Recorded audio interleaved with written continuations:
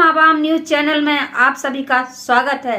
मैं रेखा कश्यप मौजूद हूं आपके इलाके की घटनाओं, शासन प्रशासन तथा आम आवाम की हर छोटी बड़ी खबर के साथ। देखते रहें आम आवाम। लोनी नगरपालिका में तैनात कनिष्ठ अभियंता मनोज कुमार कहते हैं कि मैं तुम्हारे वार्ड में विकास की एक ईंट नहीं लगने दूंगा। ये लाइनें लोनी नगरपालिका के वार्ड संख्या 30 जवाहर नगर में क्षेत्र के नागरिकों को हर सुविधा मुहैया कराने वाले सभासद रुपेंद्र पाल की हैं, जिन्होंने आज अपने कार्यालय पर आयोजित प्रेस वार्ता के दौरान अपना पक्ष रखते हुए कही। प्रश्न उठता है कि जनता के द्वारा चुने हुए जनप्रतिनिधि को क्या कोई कनिष्ठ अभियंता क्षेत्र में विकास की एक ईंट नहीं लगने दूंगा की धमकी दे सकता है। वार्ड 30 जवाहर नगर के सभासद रुपेंद्र चौधरी ने नगरपालिका में तैनात कनिष्ठ अभियंता मनोज कुमार पर न केवल अपने कार्य में लापरवाही करने बल्कि सभासद से खुलेआम अभद्रता और धमकी देने जैसे गंभीर आरोप लगाए हैं। जिलाधिकारी को भेजे गए शिकायती पत्र में उल्लेख करते हुए सभासद रुपेंद्र पाल ने कहा कि वह गत 10 अप्रैल को नगरपालिका के कनिष्ठ अभियंता मनोज कुमार से मिलकर अपने वार्ड में व्याप्त अवैध अतिक्रमण, जल निकासी की समस्या तथा घटिया निर्माण सामग्री के इस्तेमाल को लेकर शिकायत करने गए थे। एक जिम्मेदार पद पर बैठे अधिकारी की इस तरह की भाषा और रवैया न सिर्फ पद की गरिमा को ठेस पहुंचाता है बल्कि पूरे प्रशासनिक तंत्र पर सवाल खड़े करता है। स्थानीय स्तर पर यह मामला चर्चा का विषय बना हुआ है। लोगों का कहना है कि जब जिम्मेदार अधिकारी ही इस तरह की भाषा का प्रयोग करेंगे तो आम जनता न्याय की उम्मीद किससे करे। देखिए आज की रिपोर्ट।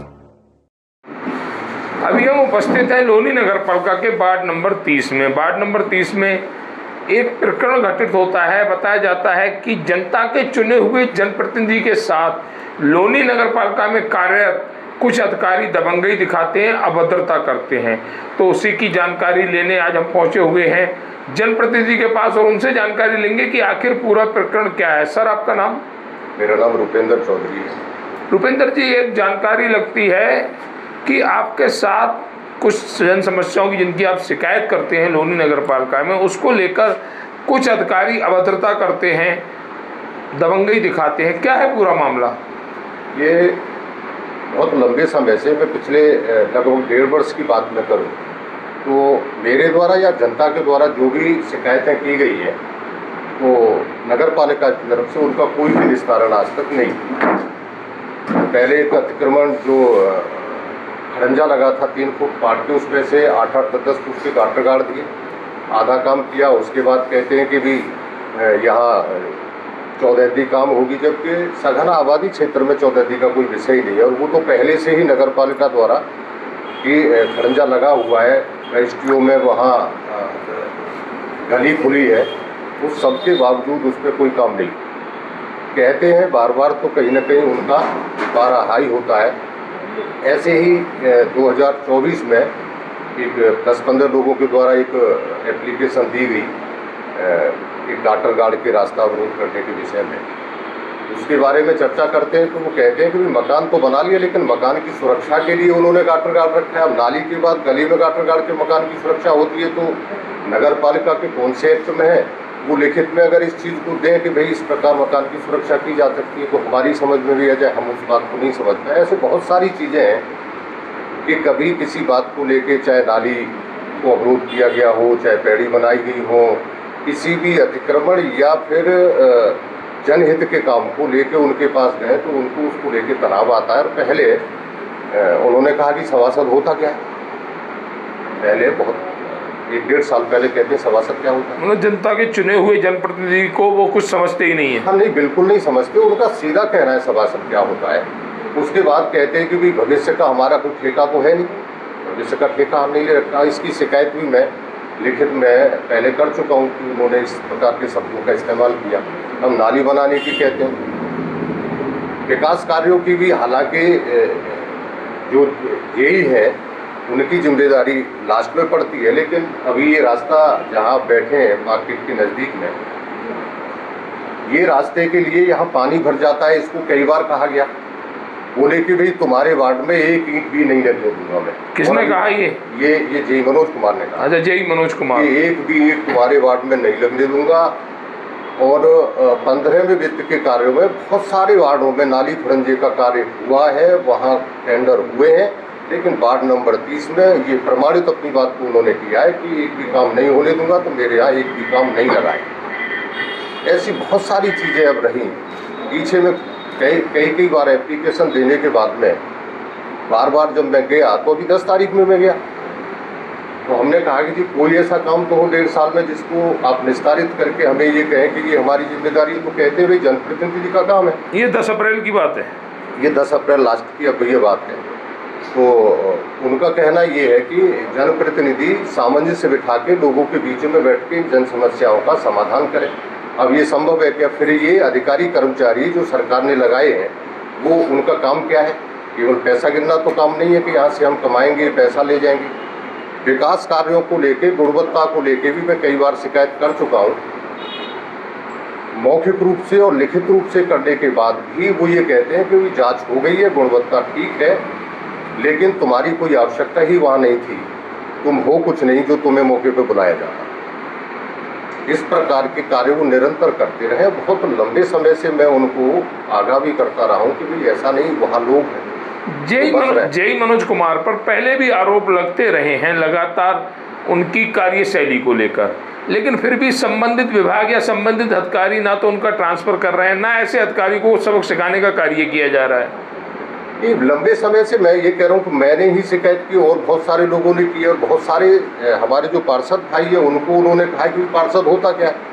जब उनके दिमाग में एक चुने हुए जनप्रतिनिधि की जो लगभग 15 से 20 हज़ार लोगों का प्रतिनिधित्व कर रहा है, वहाँ के लोगों ने उनको मत दे के चुना है और विकास और बाकी सारी व्यवस्थाओं की जिम्मेदारी उसकी वहाँ है कि उनके निस्तारण के लिए, उन समस्याओं के लिए उनके पास जाए। जब वो ये समझते ही नहीं है कि भाई सभासद कुछ होता भी है तो फिर उनका निस्तारण वो क्यों करेंगे। और भाषा अमर्यादित तो उनकी शुरू से ही रही है। कई बार ऐसे मौके आए, अब तो सरकार की कह रहे हैं कि थोड़े दिन की सरकार रह गई, सरकार बदल जाएगी जब देख लेंगे कितने बड़े भाजपाई। और भाजपाई का विषय नहीं है, विषय जन समस्याओं के निस्तारण का है। तो भूपेंद्र जी, जो ये नकारात्मक रवैया है जेई साहब का, उसको क्या, उसके पीछे क्या कारण मानते हैं, वो ऐसा क्यों कर रहे हैं? मुझे ऐसा लगता है कि यहाँ के स्थानीय प्रतिनिधि, चाहे माननीय विधायक जी हों, सांसद जी हों, और उत्तर प्रदेश में माननीय योगी आदित्यनाथ जी की सरकार जिस नीति के साथ में चल रही है कि जीरो टॉलरेंस और भयमुक्त और विकास को आगे बढ़ा के निरंतर प्रदेश को उत्तम प्रदेश बनाने का काम किया जाए, इस प्रकार की जो मानसिकता के जो कहीं न कहीं मुझे लगता है दूसरी दलों की मानसिकता के लोग हैं, वो उनके निरंतर प्रयास को एक तिलांजलि देने का काम कर रहे हैं। इनकी मानसिकता सरकार के साथ चलने की नहीं है। सरकार तनख्वाह दे रही है, इस काम के लिए लगाए हैं, अपने काम को, अपनी ड्यूटी को अंजाम वो हैं, लेकिन ऐसा करते मुझे दिखाई नहीं। जीरो टॉलरेंस की नीति को कहीं ना कहीं जेई मनोज कुमार उसकी धज्जियां उड़ाते दिख रहे हैं।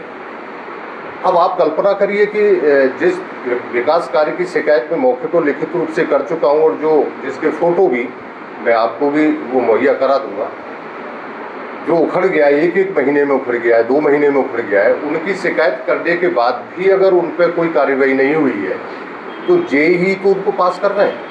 भाई जिम्मेदारी उन विकास कार्यों की गुणवत्ता की और कार्य कैसा है, इसकी जिम्मेदारी एकमात्र जेई की है और जेई साहब उनको पास कर रहे हैं। मुझे लगता है कहीं ना कहीं घोटाला किसी प्रकार की व्यवस्था उनकी रही हो, लेने के पास हो के सब पेमेंट उनके हो रहे हैं, तो इससे ज़्यादा और क्या कहेंगे। रूपेंद्र पाल जी ने जेई को लेकर कुछ शिकायतें दर्ज कराई हैं, उन शिकायतों पर अगर कार्रवाई नहीं होती है तो जनप्रतिनिधि का अगला कदम क्या होगा? निश्चित रूप से ये यहाँ से सीट की शुरुआत होती है।